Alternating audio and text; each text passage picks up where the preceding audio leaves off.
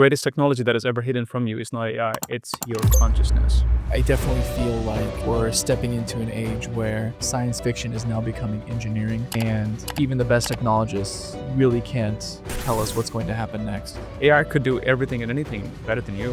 What could you do? Like, you're a human being. So the question is definitely, how do you adapt best to what is happening? It is not artificial intelligence that we should be afraid of. It should be our spiritual intelligence that we should work on. Large percentages of society will not be able to handle this. We as human society have become really lopsided in our intellectual abilities and our heart. And they're going to use this technology to control you and your country and your people, and maybe even enslave them or kill them. How do you see yourself moving in this eternal movement? The secret of the Trinity is always, I definitely feel like we're stepping into an age where science fiction is now becoming engineering, and even the best technologists really can't tell us what's going to happen next. Correct. We're not even talking about first order effects, second order, third order effects of everything that's been happening in the AI space mostly for the last 1 or 2 years, as it's become more mainstream. You have these large language models, and now AI agents looking to replace human workers on a massive scale. You get the sense that a lot of these technologists are more concerned with whether they can do certain things than whether or not they should. There's some aspect of this where we're kind of forced in a way to continue down each technological path, real or metaphysical, in a sense. Yeah, depending on the country, I guess. North Korea, maybe it's a real gun. But saying, if you don't improve, if you don't continue down this technological path, someone else is going to, and they're going to use this technology to control you and your country and your people, and maybe even enslave them or kill them. Absolutely. And I think it stems from this place of separation consciousness, because to attack the other, there has to be the other. And that's where we're headed. And we are on the cusp of this transition, a cusp of technological and spiritual evolution, waiting to see what takes over first. And I believe, for a tangible analogy, if technology is demonstrating a plane, spirituality must be the pilot. I feel like we still haven't advanced as far as consciousness in society broadly past Mary Shelley's Frankenstein, where you have Victor Frankenstein cobbling together, using the best of that day's scientific knowledge to cobble together a human and try to bring him back to life, without really thinking very much, and then what? Correct. Right? And then his reanimated human, his creation, chases him to the ends of the earth, almost following him like a curse, to destroy him, and also destroying everything he loved around him. We really, in probably almost 200 years, we haven't advanced much past even Frankenstein. Okay, as a culture, we're not thinking about the spiritual aspects of also what is happening around us, the increased isolation due to technology. If you think about what has happened in the last, I think, 100 years, more specifically, is you've seen massive advances in technology, lots of economic opportunities, but at the same time, people are basically more or less forced to leave a lot of their local social structures and families in order to take advantage of economic opportunities in other places. This isolation going on in society that is only increased by current technologies like social media. This kind of hyperstimulation through the technology leads people to be isolated from the people around them. And so actually perversely almost, as technology gets better, consciousness Very archaic. actually decreases in a way. Mm-hmm. But it doesn't have to be the case. So, for example, Correct. even what we're doing right now in a certain small way, maybe a bigger way later, is to use technology available to us to increase awareness and consciousness. But that's not the rule right now. It just makes me think, a lot of people have said as technology has advanced in different ways throughout the Industrial Revolution, all these people are going to lose their jobs. For example, the telephone operators, they're going to lose their jobs. What are they going to do? Okay, they'll reskill. They'll do something else. I genuinely get the sense that this time is different. I mean, I understand that all throughout technological development, I mean, even as early as when you had steam-powered looms for making fabric and things like that, you had people going around destroying all the machines because, we're all going to lose our jobs. People eventually reskilled, got better jobs, became wealthier as a society. I do truly think this time is different. And the reason I believe this time is different is that before, technologies help people have more efficient jobs, but I think the knowledge required to do certain jobs that are being replaced, the knowledge burden, or maybe even, let's say, the intelligence burden, is only getting heavier now with AI. You're basically commodifying intelligence. That's what AI is right now, is at least as far as the services we see being provided. You're basically commodifying intelligence. Outsourcing intelligence. You're outsourcing it, right, at a fixed cost. It's like, to do this amount of white-collar ordering of information, it costs X amount of dollars. And humans can't work for that. And so those jobs are gone. The jobs that are left have huge knowledge and organizational and intelligence burdens that the large percentages of each society will not be able to handle this. You will see unemployment, and not just unemployment, but maybe even worse than unemployment, which is a lack of, or a feeling of a lack of purpose. Correct. Purposelessness. Absolutely. In some ways, the lives of our grandparents and great-grandparents were easier. I don't want to say that they didn't suffer. I think many of them suffered tremendously, but I don't get the sense that those generations lacked purpose. Absolutely. Mm-hmm. Absolutely. Especially when we were more agrarian. I mean, your life is really set out before you and meaningful and grows before you.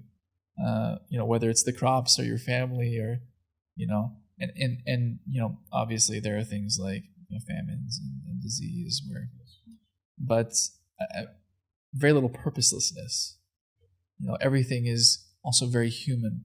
Whereas now, in the last probably 50, 60 years, it looks like things become increasingly less human in the pursuit of things like efficiency, right? So in the economic sphere, efficiency, and also technological progress, that humans are more or less insignificant and afterthought. Almost, it sounds like, from a lot of technologists who are even talking about transhumanism, which is quite dark. It's very dark. It's like, let's get all the humans out of the way and make way for the new AI overlord. It's very dark, but. Well, Elon Musk did mention that with AI, what they potentially are doing is summoning the demon. But we both are optimistic, right? We do feel that, okay, we have control over what we're supposed to do at the end of the day. How Krishna says, go Arjun. Yes, go Arjun. Stand by your dharma, right? That's all I look at, because at the end of the day, no matter what we discuss, the solution only comes back to you. You just reminded me, I'm a Christian, so my view of God and this divine play that we're a part of, everyone in their lives plays different parts. The secret of the Trinity is always unity. I love that. Right? That's so beautiful. And if you look at John chapter 17, which is kind of like it's almost, you could think of it like as the holy of holies of the Gospels, where you see into Christ praying. I believe it's the only time that you see it written in the Bible where Christ is praying, and he's praying to the Father, and he says, "I pray that we may be one." That Christ said, "Maybe that we may be one." Not only themselves in the Trinity, that they're one because they are one, but those you have given me, that we may all be one. Right? This oneness, this center in God, and it is a gift. It is a gift of God. If that is your center, God does give you the wisdom and the power to know what to do, because all these technological advancements, it's almost in some ways like a flood. How do you navigate this? you have to be the Noah and build the ark." Yeah, you have to build the ark. Well, if you can't build the ark, well, maybe you build a boat, and you build a lifeboat, and you just save as many as you can, and you do what you can. That's it. Realizing intellectually, it doesn't take much. Like you're breathing, right? You're breathing, okay. And where's the air? It's the atmosphere, and that's on the Earth, and that extends to the solar system, that extends to the universe, right, and further beyond. So, there's this quote by Richard Feynman. He speaks very profoundly. He says, "We as intellectuals and thinkers, we divide the cells, we divide objects, we divide the Earth, the moon, the philosophy, the idea, the concepts. Just know that nature does not know it." Right? We think of everything as divisions, but in nature there is no division. So when you mentioned that story a story about this profound spiritual experience you had, right? And it's very much tailored to your own projection of God or actuality of God, right? Because for me, it'll be potentially different. But when we discuss, we come to that center. So if that happens in the world, I believe we already would emerge and be a lot more closer to a symbiotic system, because we have two major points of evolution, right? A profound phenomenon that is taking place is spiritual and technological. Now, it depends what is taking the front wheel, because we as human society have become really lopsided in our intellectual abilities and our heart. It's very survival driven, and it is less of harmonious and holistic, self-driven. And that's what art can encapsulate, project, create, celebrate. So yeah, I think the future is also on the other front, on the other side. It is a great opportunity for abundance. We are entering the year of abundance. We are entering the age of abundance, right? Let's say we don't have to do anything because everything's going to be done for us.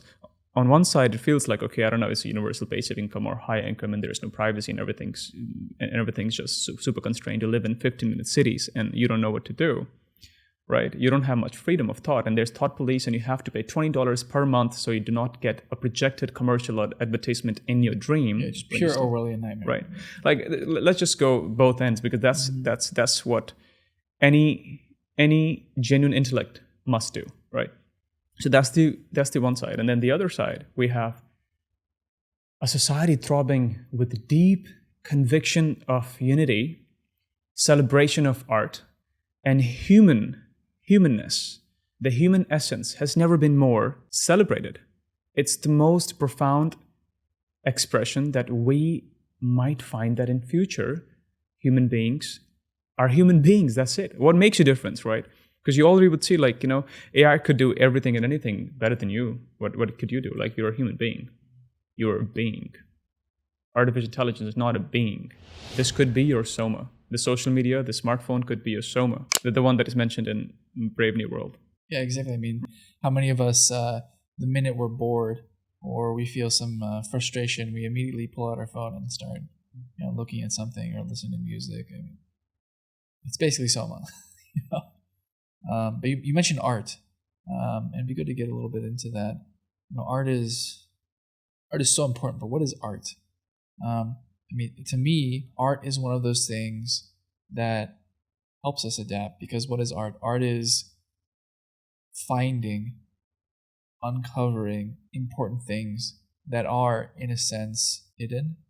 They're maybe not obvious, okay, but they're important to the society and the culture at that time.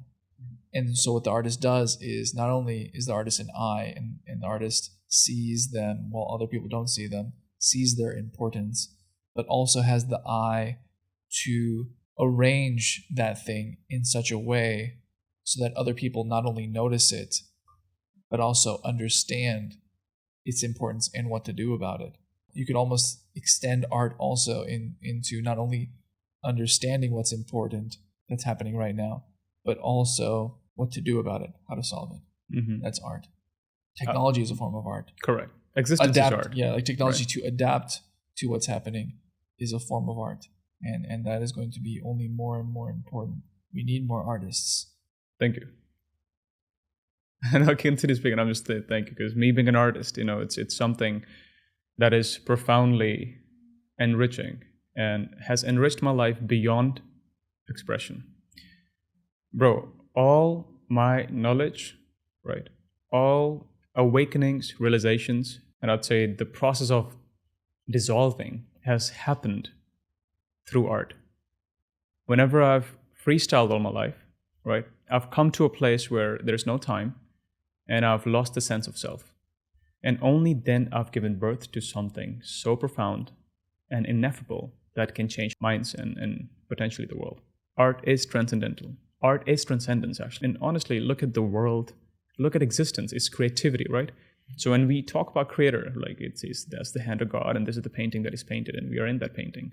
So we are celebrating everything in it and the creator, most importantly. And that's what I meant when I said our fundamental problem is not political, not social, not cultural, not technological. It is a spiritual problem. It is not artificial intelligence that we should be afraid of. It should be our spiritual intelligence that we should work on. I always say, be in tune spiritually before you advance technologically. Yes. And we haven't. I mean, even from the time of, Frankenstein, Mary Shelley, we haven't. I mean, we're stuck. Tragically, even more so. You have, things like Instagram and TikTok and short form videos. People are just totally out of it in a way that wasn't even true 10 years ago, even though there was obviously like YouTube. Right. It's just people are becoming less aware. Right. Overstimulation, dopamine addiction, bombarded with information, lack of purpose, perpetual seeking for the next dopamine hit has led society to become sick. I mean, sick, like you said. And sick, and have that dissociative identity disorder, because everybody is so lost in their personal brand that they haven't even understood their self-worth. It's a beautiful thing, right? The blind can see. It's funny you mentioned this. I mean, I do want to say I am pretty optimistic, despite everything. I still think, and my optimism is not even necessarily rooted in human potential, though that's maybe a very small part of it. I don't know. I still get the sense that God will surprise us in some way. I still think that things can be very good.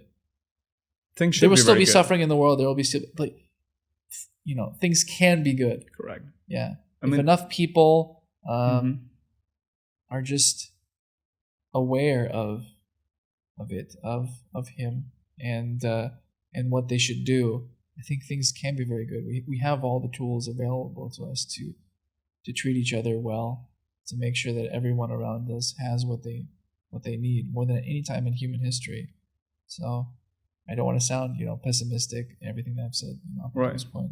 I am optimistic. I subscribe to what you're saying deeply when you say you just have faith in God and not so much in human potential, but still we have a tiny role. And the role would be to get us out of the way, right? And not have AI take over, but God take over. I don't want Silicon Tech take over me. I want God take over me, right? Because the greatest technology that is ever hidden from you is not AI. It's your consciousness.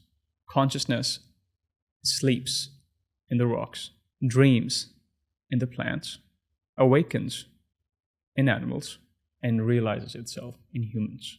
That's what I'm referring to. And we could do that through our creativity, through our intuition, because this is where AI is going to be different than us. I intuitively feel that we could leave a great imprint on the world when we function from that center. There is no other way I could put it. That's what we do. You know, you're trying to stay close to God and be in alignment with Him, and that's how you act in the world. What about, you know, for everyone else, you know, listening? What could we even do for them? Correct. You know, I'm always thinking about, you know, I can understand these things myself. I can act in accord with these things. How could you scale this? Right. Well, you know, there's only so much that you can do and I can do by ourselves. Right. How would you scale it? By connecting to human beings, because that's what we can do and that's what we always do, right? Well, you just happen to be in Dubai. You were not supposed to be here. It's so random, everything that is happening. But our conversation was for 3 hours and we were like, you might as well record it. And that conversation that happened initially, that was way different than this one. Well, for many reasons, because that was on camera. We could be open about many things. But still, what we're doing right now, it is some sort of a step that maybe it activates somebody's, you know, intrinsic, innate quality of connecting to that higher source and then creating whatever they might create, maybe as a thinker, scholar, a speaker, a writer, an artist, or probably someone who's, you know, in tech. What I can do, when apart from this, what we're doing is just, you know, well, I've got an education academy and it's called Beyond Dimensions. It's just for inner evolution. And, you know, as you mentioned, for Immortal Spark, which I deeply love the name. We could just form communities, find people who have similar mindsets, and then just amplify your sound, amplify your resonance, amplify that constructive interference so that it reaches your tribe. And then eventually the tribe should be the whole world. Because when the demon is at the door, everybody in the room shakes each other's hands. Right? That's always the case. If you've seen a movie, in every single AI or invasion or an alien invasion, all humanity is pretty much alien threat. There's right, like outside threat. There's outside threat. Humans, you know, psyche and psychology is very much based on like we are one, but you don't feel one up until you're comfortable. The ideology wants to create some sort of battle, and that shouldn't be the case. If there is a battle between AI and OI, right, artificial intelligence and organic intelligence, and there is the battle of future, which I cover in the book, I believe, right, the best way to predict the future is to create it. And another thing we could do is just have more human connection, because there is a tremendous opportunity for human beings to be human and actually explore their true nature of their consciousness. Yeah, I think things can get better. I think that there's things that we can do to make it better. Maybe the best way forward, you have your education platform and hoping to build out mine to help the people around us, help our communities, help them to be aware and also to equip them to adapt to everything that's happening now. But you know, I think in the end, God is in control and He's watching, and I think He'll make us laugh. Absolutely, and I think that is the best way to look at it. I mean, that is the solution, bro. That's what karma dharma is at the end of the day. Our action should be aligned to the highest will of God. If you want to feel you're king of the world, you should realize that you're also servant of God. And we are all together servants of God. And that way we could have a more functioning society that has more lubricant in its wheel. Even though a cog in the wheel, it'll be more of a functioning wheel. Yeah, this is actually what C.S. Lewis says. You know, he says that in a sense we were made to show each other what God is like. Wow. Right. We're just walking each other home. That's what there is. So that's it. Let's walk each other home. And I hope the robots that are walking with us, they are also somehow in touch with that transcendental. Technology needs to be redeemed. But it's not redeemed by redeeming technology, but by redeeming technologists. Correct. Absolutely. We don't Making have sure a problem. That the technologists have souls, as you said. Right. We don't have a technological problem. We have a problem of humanity, our consciousness, our trust, our relationship, our place in the universe. and our immortality and lack of knowledge of self. Because if people did realize you are already immortal in that context, or there's this beauty in that temporal existence of yours, this minute, peculiar, puny, fractal expression of source that you are and living on this planet, there's this beauty in that, then you wouldn't want to extend your life forever. As you spoke of earlier, that where are the limits to genetic engineering? Why are you going to say no? There is none. So that's it, man. Let's just hope this journey that we're on, we're able to take off the veil, and what we see is pure divine source, bliss, abundance, and not the Antichrist. Yes. Okay. Let's end it there. Thank you, Nim. It's a pleasure, bro. Yeah, thanks for your time.